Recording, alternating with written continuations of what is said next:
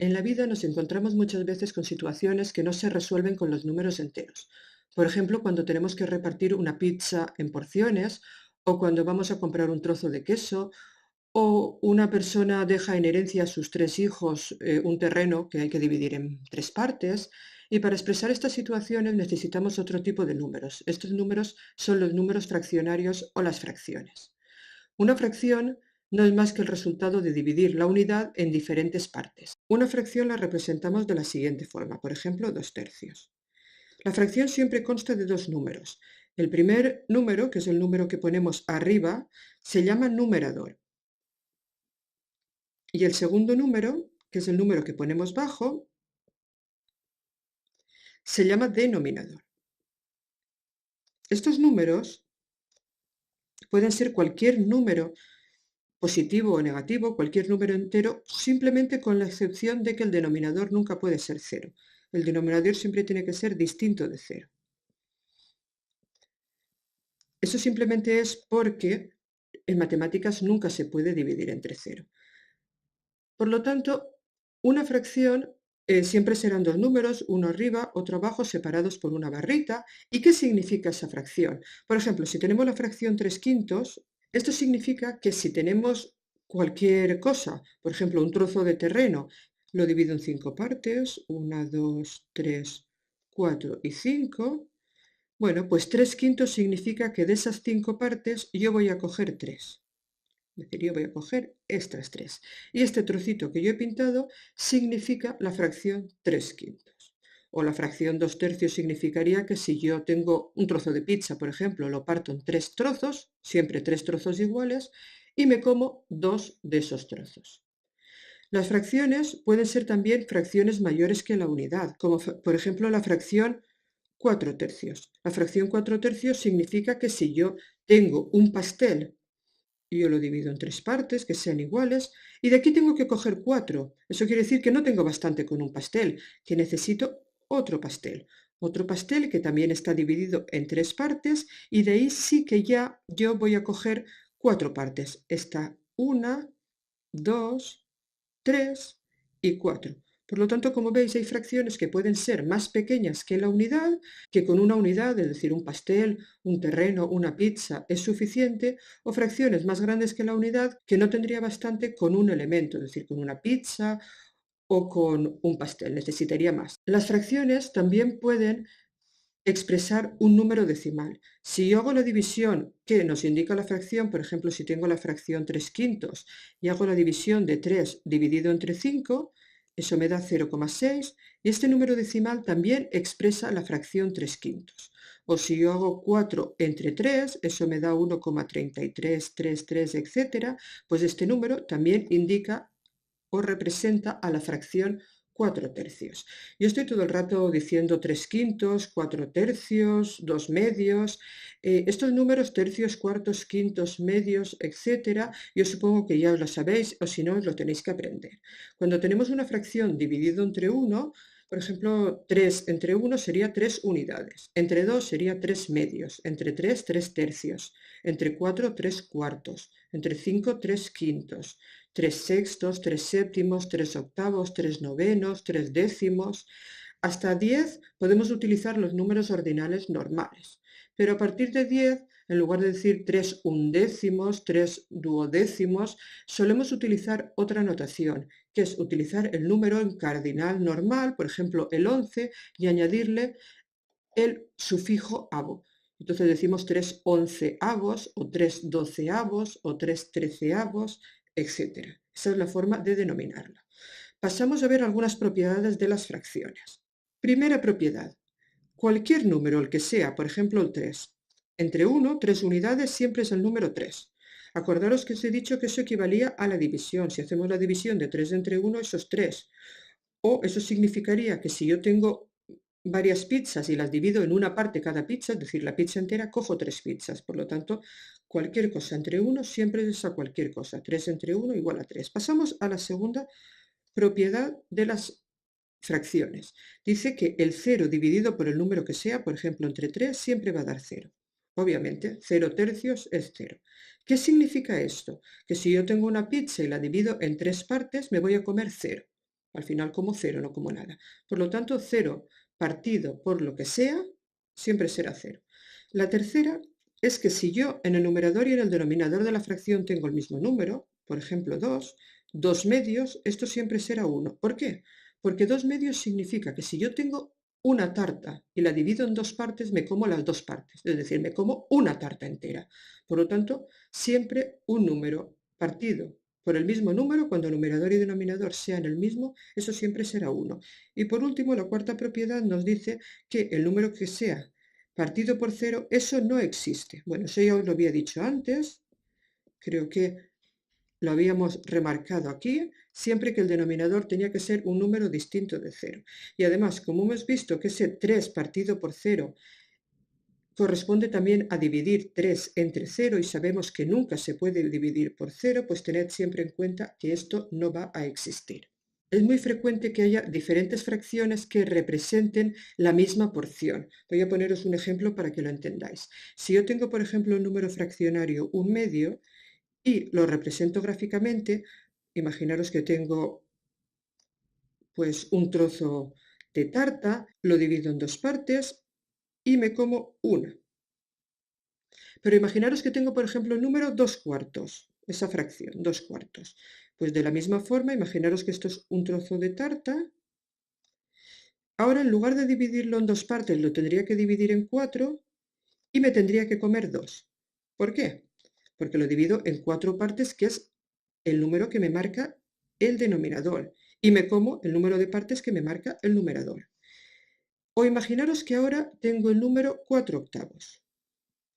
La fracción 4/8 correspondería a tener una tarta que yo divido, en este caso, en 8 partes, sería una cosa más o menos como esta, y me voy a comer 4 de estas partes. Si os fijáis, tanto esta de aquí como esta de aquí, como esta de aquí, representan la misma porción de tarta. Yo me como lo mismo, el mismo trozo de tarta, tanto si me como un medio de tarta, como si me como 2/4 de tarta, como si me como 4/8 de tarta. Pues bien, estas fracciones se llaman fracciones equivalentes.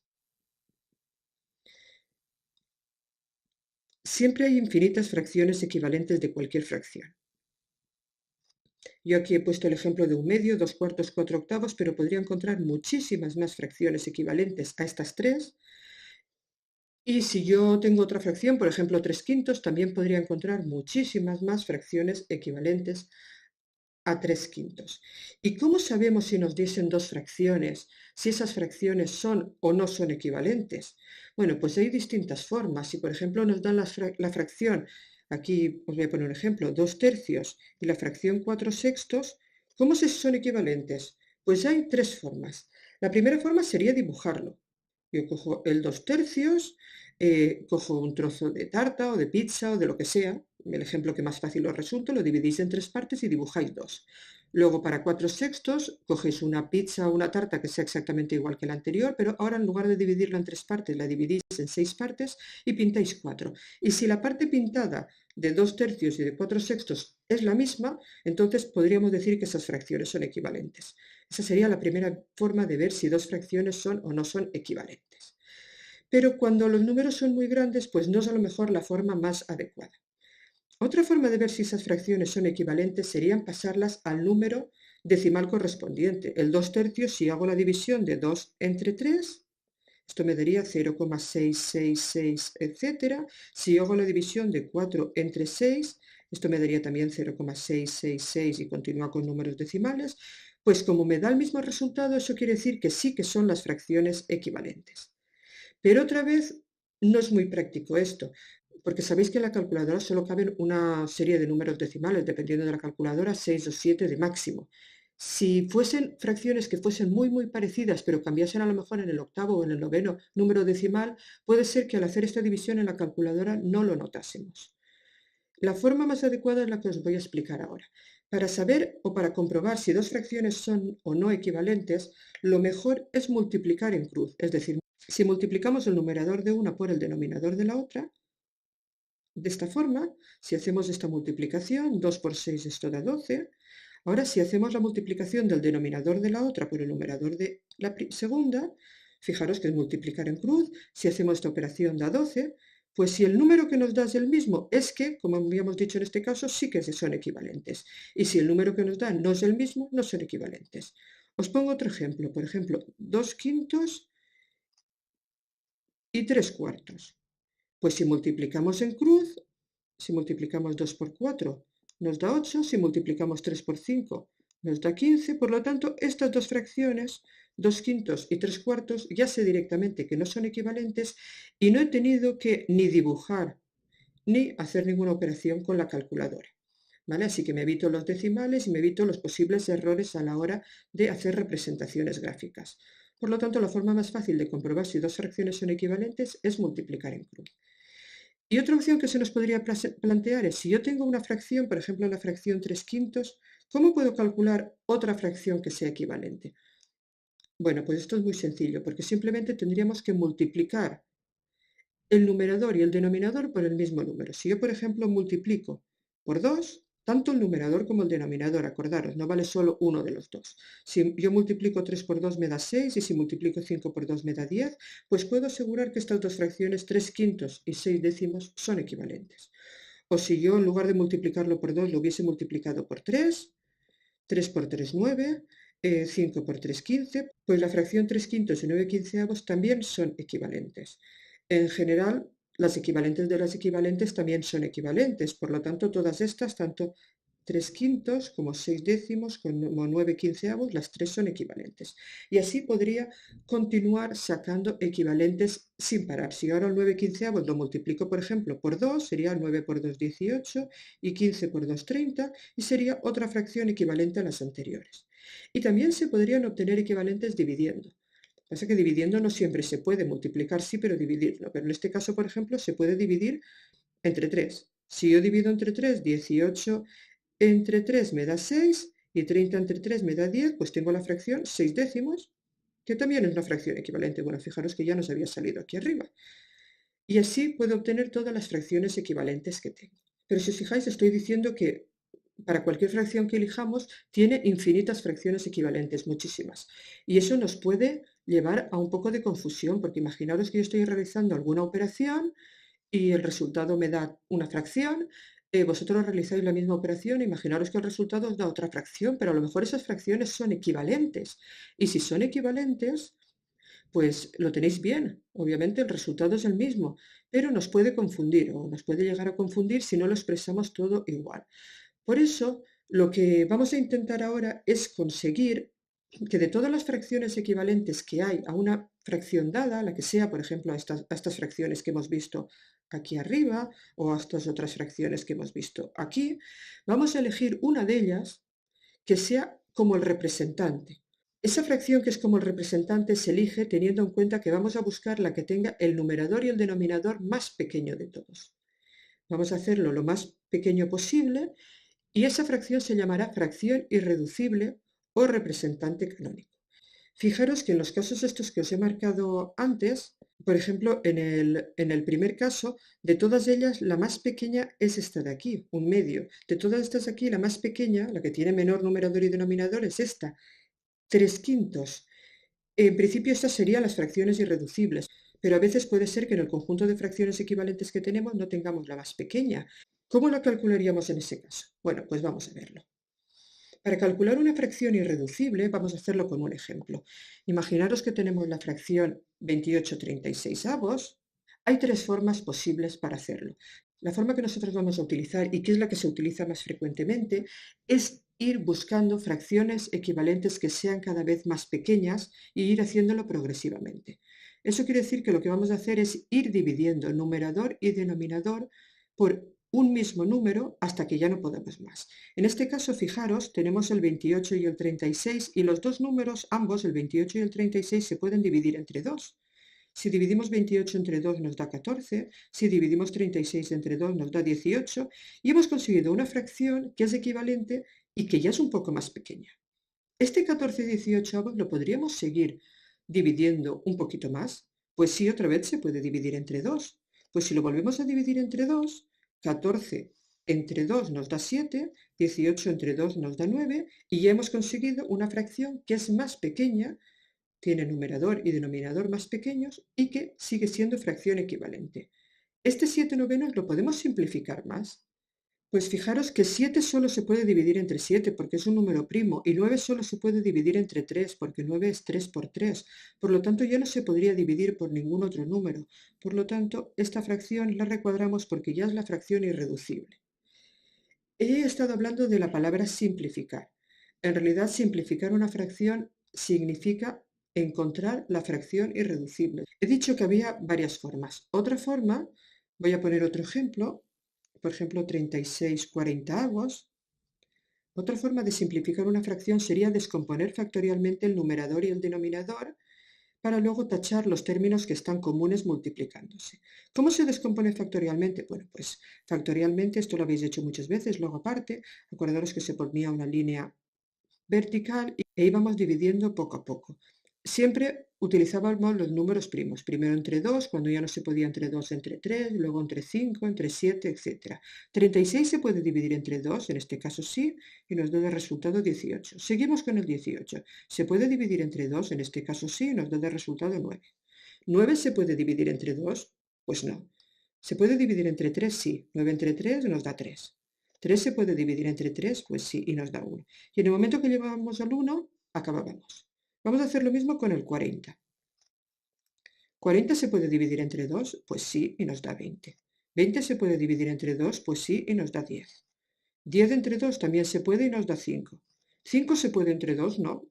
Se puede entre 3 tampoco, pero se puede entre 5, que es un número primo, y eso da 1 y hemos acabado. Si ahora ponemos estos resultados, fijaros que abro la fracción y pongo que 36 nos ha dado que es 2 por 2 por 3 por 3, y 40 nos ha dado que es 2 por 2 por 2 por 5. Están multiplicándose todos los números del numerador y del denominador, por lo tanto podría tachar este 2 de arriba con este 2 de abajo, este otro 2 de arriba y este otro 2 de abajo. ¿Y qué nos quedaría?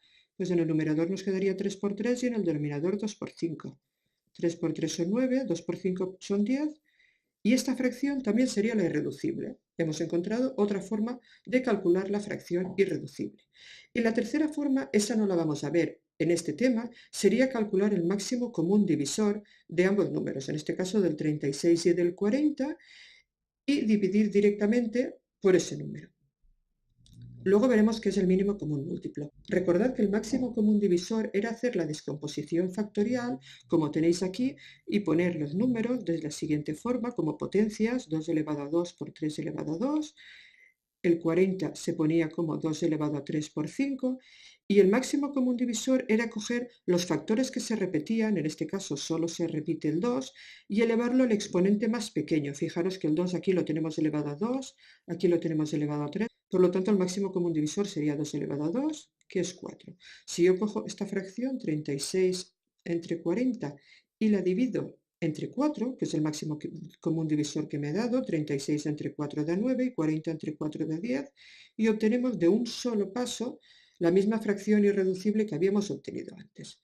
Pero el hecho de hacer todo este trabajo para calcular el máximo común divisor yo creo que no compensa. Nosotros vamos a utilizar generalmente esta parte de aquí. Vamos a hacerlo siempre yendo dividiendo poco a poco entre los números entre los que se pueda. Veamos otro ejemplo. Si tengo la fracción 30/24a, ¿esta se puede dividir entre 2? Sí, pues voy a dividir entre 2. Bueno, en realidad el orden entre lo que divida no importa, pero a mí me gusta siempre empezar por el 2, cuando ya no se puede por el 2 pasar al 3, cuando no se puede por el 3 al 5, y así probando con todos los números primos. Entre 2, 30 entre 2 da 15, 24 entre 2 da 12. 15 doceavos se puede entre 2, no, porque 15 no se puede entre 2, así que pasamos al 3. ¿Se puede entre 3? Pues en este caso sí se puede entre 3. 15 entre 3 da 5 y 12 entre 3 da 4. 5 cuartos, ¿se puede entre 3? Pues no, no se puede entre 3. ¿Se puede entre 5? Pues no. Fijaros que 5 solo se puede entre 5, 4 entre 2, por lo tanto esta fracción ya no se podría reducir más y ya tendríamos la fracción simplificada al máximo.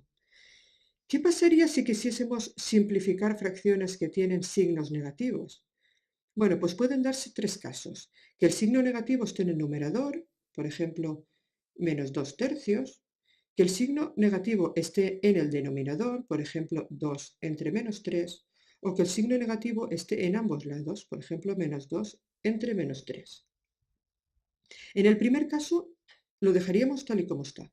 Un signo negativo en el numerador está perfecto, pero un signo negativo en el denominador nunca sería una fracción simplificada al máximo. Si tenemos un signo negativo en el denominador, siempre multiplicaremos esa fracción por -1 o la dividiremos por -1, que sería lo mismo, y el resultado, fijaros que sería como si cambiásemos el signo menos de abajo a arriba. Esta fracción ya sí que estaría simplificada al máximo.